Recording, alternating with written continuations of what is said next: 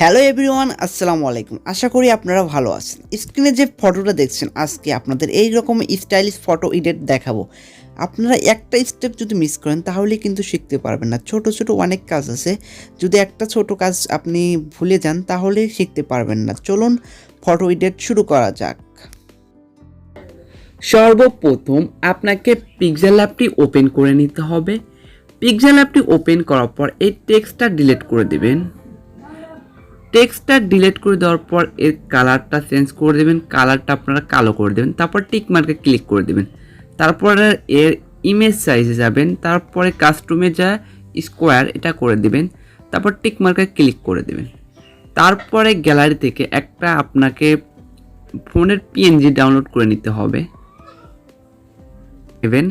তারপর এটাকে একটু বড় করে নেবেন, এরকম করে বড় করে এইখানে অ্যাডজাস্ট করে বসিয়ে দেবেন। তারপর এটাকে লক করে দেবেন। লক করে দেওয়ার পর গ্যালারি থেকে আরেকটা ফটো ইম্পোর্ট করবেন।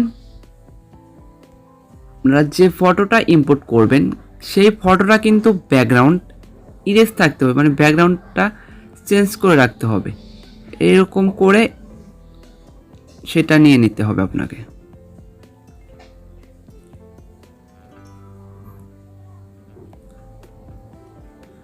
এরকম করে নিতে হবে আপনাকে। নেওয়ার পর এটাকে লক করে দিতে হবে। লক করে দেওয়ার পর এখন আমাদের একটা শেপ নিতে হবে।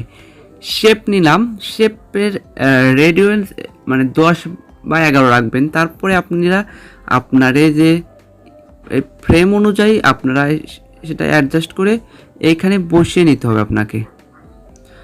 বসানোর পর এটাকে টিক মার্কে ক্লিক করে দিবেন। টিক মার্কে ক্লিক করে দেওয়ার পর লেয়ারে যাবেন, লেয়ারে যা এটাকে নিচে করে দিবেন। নিচে করে দেওয়ার পর এর কালারটা আপনারা চেঞ্জ করে নিতে পারেন। কালারে যাবেন, কালারটা লাল করে দিন। কালারটা লাল রাখলে ভালো দেখায় না।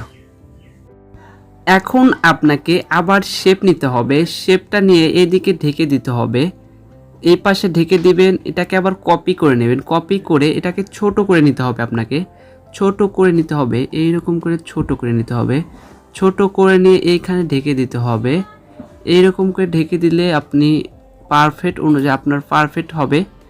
তারপরে আপনি আবার যে মানে মোবাইলের মতো যেটা করে নিয়েছিলাম সেটাকে একটা কপি করে নেবেন। কপি করে নিলাম, সেটাকে লক করে দিলে চলবে। কপি করার পর এটাকে আবার সেই উপরে সুন্দর করে বসিয়ে দিবেন। সুন্দর করে বসিয়ে দেওয়ার পর চেঞ্জ করে দিবেন কালার। কালারে যাবেন, এই কালারটা কালো করে দিবেন। কালো করে এবার টিক মার্কে ক্লিক করে দেবেন। এইখানে সুন্দর করে আপনাকে বসিয়ে নিতে হবে।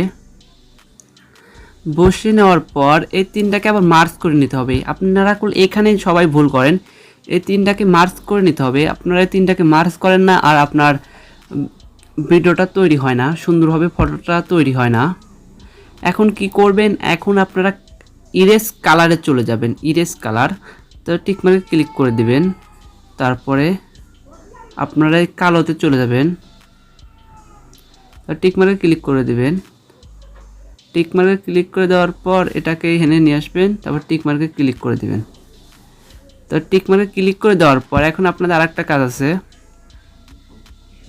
এইটার কাজ। এটাকে আপনার কালার চেঞ্জ করে নিতে হবে।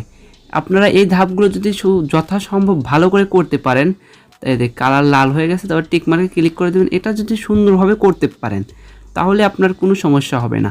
এখন আবার আপনারা কি করবেন, ইরেজ কালারে চলে যাবেন। ইরেজ কালারে যাওয়ার পর এটাকে একদম লাল করে দিবেন।